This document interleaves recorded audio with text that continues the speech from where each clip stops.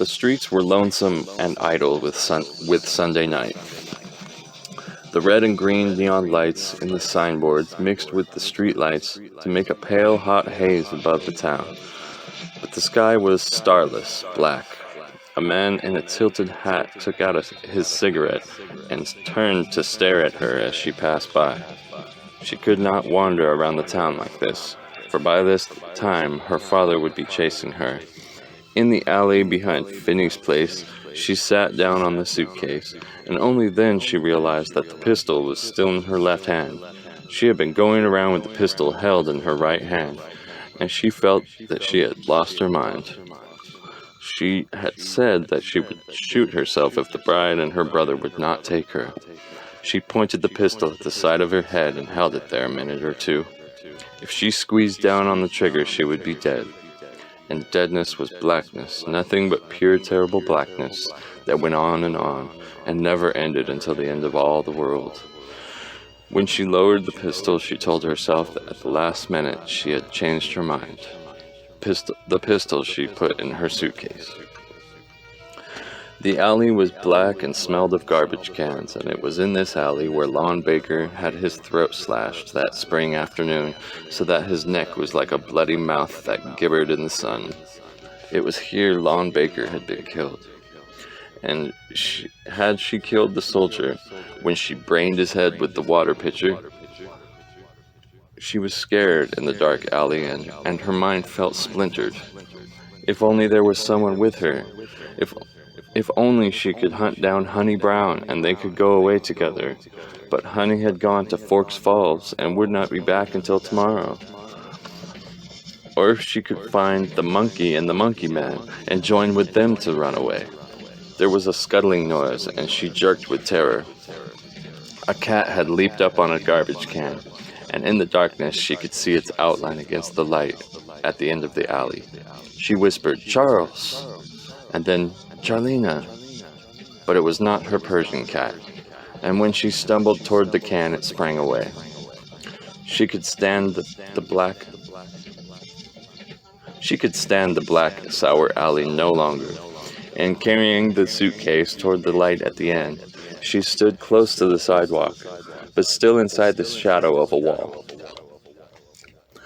If there was only somebody to tell her what to do, and where to go, and how to get there.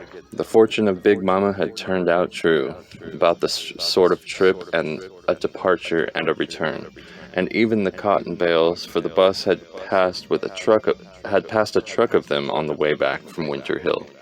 And there was the sum of money in her father's wallet, so that already she had lived up all the fortune Big Mama had foreseen.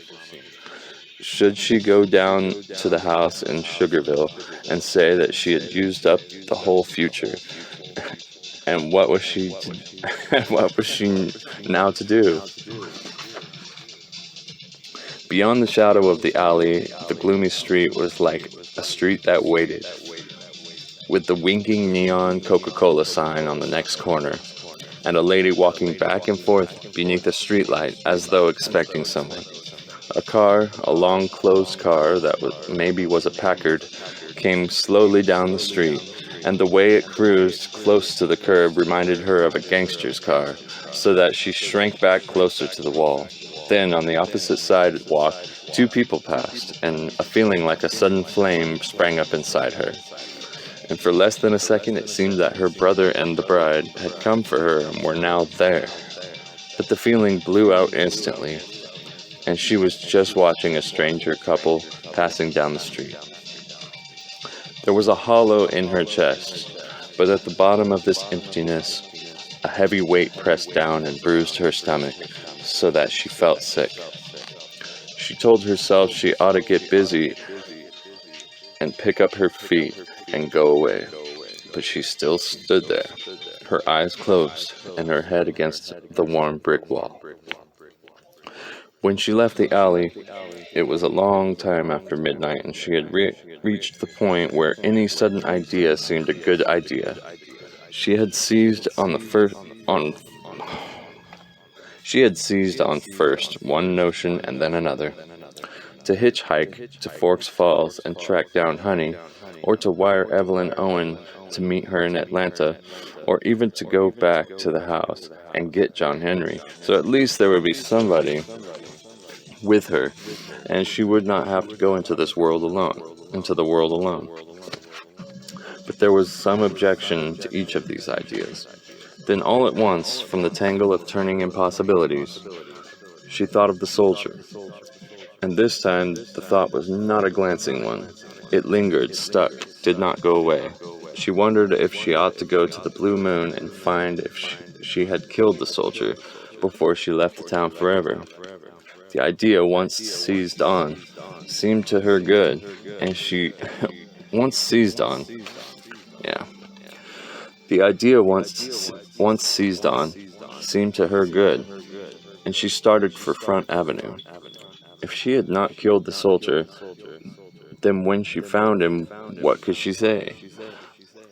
How the next thought occurred to her she did not know, but suddenly it seemed she might as well ask the soldier to marry with her, and then the two of them could go away. Before he had gone crazy, he had been a little nice, and because it was a new and sudden idea, it also seemed reasonable. She remembered a part of the fortune she had forgotten, that she would marry a light-haired person with blue eyes, and the fact that the soldier had light red hair and blue eyes were like a proof that this was the right thing to do. She hurried faster. The night before was like a time that had happened so long ago that the soldier was unraveled in her memory. But she recalled the silence in the hotel room and all at once a fit in a front room. The silence, the nasty talk behind the garage. These separate recollections fell together in the darkness of her mind, as shafting searchlights meet in the night sky upon an aeroplane, so that in a flash there came in her an understanding. There was a feeling of cold surprise. She stopped a minute, and she went on toward the Blue Moon. The stores were dark and closed, the pawn shop window locked with crisscrossed steel against night robbers, and the only lights were those from the open wooden stairs of buildings and the greenish splash of brightness from the Blue Moon. There was a sound of quarreling voices from an upper story, and the footsteps of two men far down the street walking away. She was no longer thinking of the soldier. The discovery of the moment before had scattered him from her mind. There was only knowing that she must find somebody, and anybody, that she could join with to go away. For now she admitted she was too scared to go into the world alone. She did not leave the town that night, for the law caught her in the Blue Moon. Officer Wiley was there when she walked in, although she did not see him until she was settled at the window table with the suitcase on the floor beside her. The jukebox sounded a sleazy blues, and the Portuguese owner stood with his eyes closed, playing up and down the wooden counter in time to the sad juke tune. There were only a few people in a corner booth, and the blue light gave the place a look of being under siege.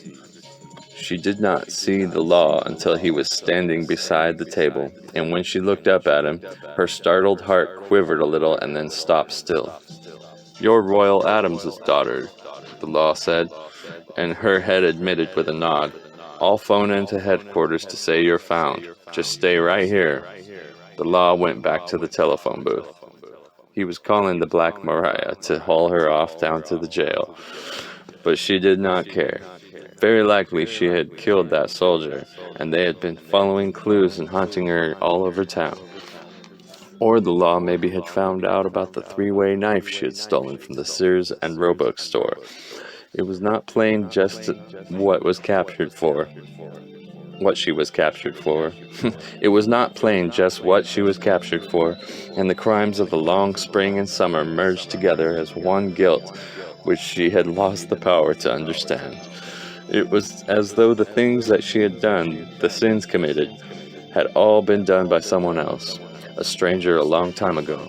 She sat very still, her legs wrapped tight around each other, and her hands clasped in her lap. The law was a long time at the telephone, and staring straight ahead of her, she watched two people leave a booth and, leaning close against each other, start to dance. A soldier banged the screen door and walked through the cafe, and only the distant stranger and her recognized him. When he had climbed the stairs, she had only thought with no feeling that a curly redhead such as that one was like cement. Then her mind went back to thoughts of jail, and cold peas, and cold cornbread, and iron-barred cells. The law came back from the telephone and sat down across from her and said, "How did you happen to come in here?" The law was big in his blue policeman suit, and once arrested, it was a bad policy to lie or trifle. He had a heavy face, with a squatty forehead and unmatched ears. One ear was larger than the other one, and had a torn look. When he questioned her, he did not look into her face, but at some point just above her head. "What am I doing in here?" she repeated, for all at once she had forgotten. She had told the truth when she said finally, "I don't know."